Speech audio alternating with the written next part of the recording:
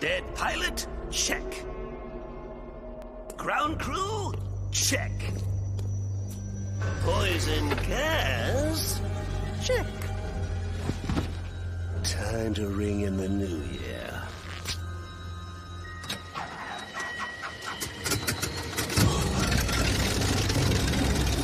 Ladies and gentlemen, please fasten your seatbelts, as I have no idea how to fly this thing!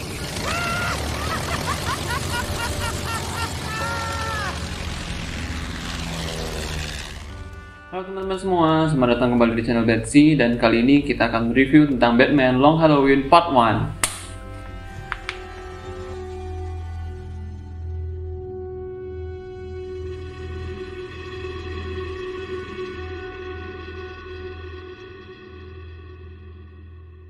Oke, sebelumnya gue sangat excited banget terhadap animasi Batman ya. Udah lama banget animasi Batman udah nggak keluar. Sebenarnya Long Halloween Part 1 ini direncanakan keluar tahun 2020, tapi karena apa ya kemarin itu, kalau gue nggak salah karena ada rencana The Batman yang filmnya itu, maka ditunda hingga tahun 2021. Dan akhirnya Part 1 itu keluar tanggal 26 Juni 2021, dan waktu itu gue lagi UAS. Dan akhirnya kemarin gue selesai nonton Long Halloween Part 1 dan gue sangat satisfied banget terhadap film animasi itu, sangat merasa puas banget terhadap animasi Batman ini dan tidak mengecewakan. Jadi overall menurut gue untuk keseluruhan dari Batman Long Halloween Part 1 ini bagus ya, sangat bagus. Mungkin 9 dari 10 gitu. Ya dari keseluruhan itu sih. Dan sebelumnya gue juga udah buat beberapa quick review terkait dengan Loki episode 1, 2, dan 3. Kalau kalian mau cek episode tersebut atau cek quick review gua, bisa di link di deskripsi atau di sudut kanan atas ya, sudut kanan atas dari video ini, bisa klik aja di sana. Oke, lanjut ke Long Halloween Part 1 ya. Jadi menurut gua Long Halloween Part 1 ini sangat bagus ya, dan tentunya tidak mengecewakan dari animasi-animasi Batman yang lainnya. Dan ya, cerita dari Long Halloween Part 1 ini secara garis besarnya itu tentang Batman memecahkan tentang serial killer ya, pembunuhan berantai di 3 hari libur besar ya, Long Halloween. Bukan Long Halloween sih, 3 holidays gitu. Pertama itu Halloween atau Thanksgiving, terus Christmas, lalu yang terakhir itu pada tahun baru gitu. Dan setiap 3 hari libur ini, pembunuh berantai itu selalu membunuh orang-orang yang selalu terkait dengan salah satu mob mafia gitu. Mob mafianya ini keluarga Roman gitu, keluarga Maroni, keluarga Falcon gitu.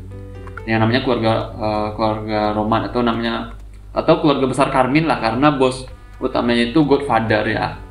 Namanya itu Godfather Carmine gitu. Dan disitulah Batman berusaha memecahkan kasus tersebut. Nah, Oke, mungkin gue breakdown one by one ya, mulai dari masukan breakdown. Jadi breakdown dari pertama ini kondisi ya, situasinya. Jadi situasinya ini Batman udah lama menjadi Caped Crusader ya, jadi Batman, dimana kita tahu di later on beberapa scene selanjutnya itu di Arkham Asylum itu Batman udah memenjarakan beberapa villain-villainnya gitu. Salah satunya ada Cobblepot, Penguin, terus ada siapa ya? Oh ya, ada Calendar Man, ada Joker juga, Joker udah ketangkap dan lain sebagainya. Kita juga udah tahu Catwoman itu udah jadi ally ya, jadi teman dekat dengan Batman gitu. Mungkin udah jadi pasangannya Batman. Dan Catwoman juga udah tahu bahwasanya identitas Batman itu Bruce Wayne gitu. Dan disitulah bahwasanya Batman itu di cerita ini belum bermusuhan dengan Harvey Dent, yang dimana Harvey Dent itu sekarang udah jadi Two-Face. Tapi di Long Halloween ini dia belum menjadi Two-Face. Dan mungkin ya di cerita Long Halloween ini perubahan dari juga memuat pengembangan karakter dari Harvey Dent menjadi Two-Face gitu, karena di sini Batman atau Bruce Wayne, Jim Gordon, dan Harvey Dent bekerjasama untuk menuntaskan kasus dari Holiday ini, si pembunuh berantai di 3 libur gitu. Dan itu aja sih kalau misalnya terkait tentang situasi yang yang dibangun gitu. Lalu perlahan-lahan ya plot yang akan dimunculkan pertama itu menurut gue dari Halloween. Jadi Halloween atau Thanksgiving ini dimana ada salah satu pembunuh. Nah pembunuhnya ini later on kita tahu itu namanya Holiday, membunuh salah satu sepupu dari Carmen. Ya dia membunuh sepupu dari Carmen yang sehingga memicu ya mengalert bahwasanya ada yang ingin berusaha mengancam dari keluarga karena dia Godfather ya. Dan Carmen ini karena dia Godfather dia juga ada sifat memang kekeluargaan, family first. Dan itu dari Holiday yang pertama. Dan di situ belum ada suspek ya, yang siapa itu pembunuhnya sebenarnya gitu. Banyak yang merujuk kepada Falcone itu sendiri ataupun yang merujuk kepada Alberto gitu dari penonton itu. Lalu lanjut ke plot yang kedua yaitu pada pada Christmas. Jadi pada Christmas itu terjadi pembunuhan lagi. Dimana ketika ini bermula ketika Batman, Catwoman, dan Harvey Dent membakar ya tumpukan uang dari Falcone gitu. Dimana Falcone ini kan termasuk keluarga Carmen ya, Godfather tadi. Dan ketika tahu bahwasanya si Harvey Dent ini yang membakar, maka Falcone ini mengutus Mickey Chan kalau nggak salah ya. Iya namanya Mickey Chan kalau nggak salah. Mickey Chan untuk meledakkan gitu. Kayaknya bukan Mickey Chan yang meledakkan, tapi Mickey Chan yang disuruh untuk meledakkan rumah Harvey Dent. Ketika untungnya Harvey Dent dan Gilda pasangannya ini di luar dari rumahnya. Jadi Harvey Dent ini cuma kena luka-luka kecil gitu, bisa selamat. Dan disitulah Batman mengejar si Mickey Chan ini ke Chinatown dan dimana ya disitulah ada actionnya ya, di action di Chinatown. Menurut gua actionnya ini nggak terlalu mengecewakan ya, nggak terlalu OP juga, dan menunjukkan sisi vulnerable Batman itu, sisi manusia Batman itu apa. Dan disitulah Batman itu tidak selalu mengandalkan strength, tapi juga mengandalkan intelligence dan agility-nya, terutama dia menggunakan alat-alat tersebut. Ya pada akhirnya juga dibantu oleh Catwoman gitu di akhir dari fight gitu. Dan setelah menangkap Mickey Chan, taunya bukan Mickey Chan, si Holiday gitu. Dan Holiday ini belum tahu siapa. Akhirnya Batman dan Jim Gordon memutuskan untuk ke Arkham Asylum, yang dimana menemukan Calendarman. Nah di sini menurut gua keren banget Calendarman ya. Mungkin Calendarman ini salah satu villain yang tidak terlalu cemerlang gitu ya. Tau lah villain cemerlang itu seperti Killer Croc, yang buaya gitu, Bane, Joker, Scarecrow gitu, keren kan. Dan Calendarman ini nggak terlalu terkenal gitu ya. Dan juga ada salah satu namanya Polka Dot Man. Polka Dot Man ini kan namanya tuh silly name ya. Dan gua nggak nyangka bahwa Polka Dot Man itu bisa muncul di Suicide Squad gitu. Menurut gua udah bagus banget ya. Dan tentunya ada Harley Quinn ya gitu. Nah Calendarman ini salah satu pembunuh kejam juga ya. Mungkin psikopat atau sosiopat gitu. Dan dia sangat terobsesi dengan kalender gitu. Ketika penyampaian dari karakter Calendarman ini cukup bagus dan cukup menarik gitu, bikin penonton seperti ingin mengetahui lebih lanjut, mengetahui lebih dalam terkait Calendarman tersebut. Dan di Long Halloween Part 1 ini penyampaiannya cukup bagus gitu, menurut gua bagus lah pokoknya gitu. Dan di situ menampakkan bahwasanya Calendarman ini bukan sekedar pembunuh yang berdarah dingin aja gitu, tapi dia juga cerdas gitu. Dia bisa tahu bahwasanya apa yang terjadi di luar dari sel penjara gitu, walaupun dia di dalam penjara gitu. Dia seakan-akan ya bisa mengetahui kejahatan-kejahatan apa saja, tindakan kriminal aja, jejaring kriminal apa saja yang akan terjadi di setiap tanggalnya gitu, di setiap bulannya. Dan dia exactly know where is the suspect is, where is the criminal is. Dan menurut gua keren banget sih Calendarman. Dan disinilah mulai dinampakkan bahwa plot yang terbaru bahwasanya Joker is the Holiday. Ketika si Calendarman ini mengucapkan kata-kata Joe, Batman ini langsung ke-trigger gitu, langsung menuju ke sel Joker gitu.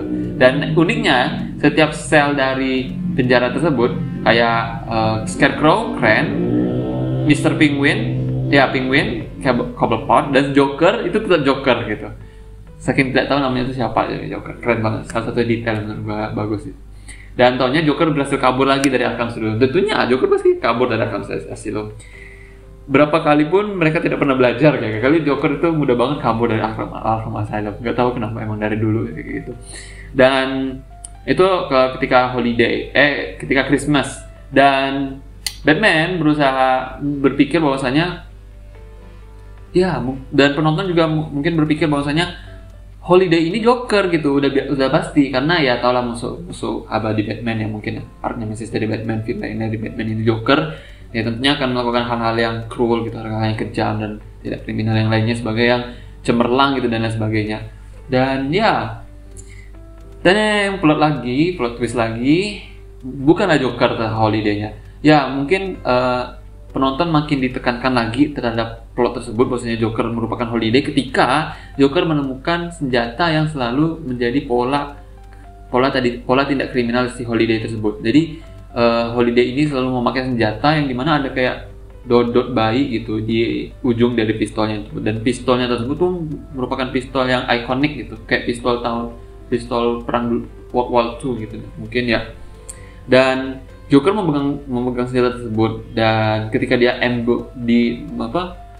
berusaha untuk menjelaskan berkata lah ke Harvey Dent, mengancam Harvey Dent, itu Joker menunjukkan senjata tersebut, dan Harvey Dent terkejut ya. Dan penonton pun juga terkejut karena penonton mengira si Holiday ini adalah Joker gitu.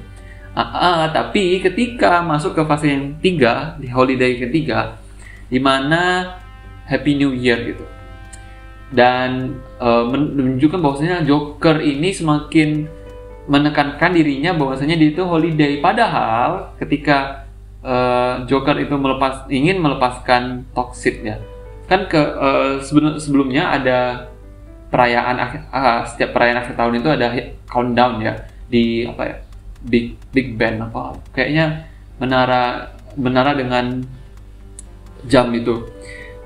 Masyarakat Gotham itu berkumpul di sana, bukan Big Ben.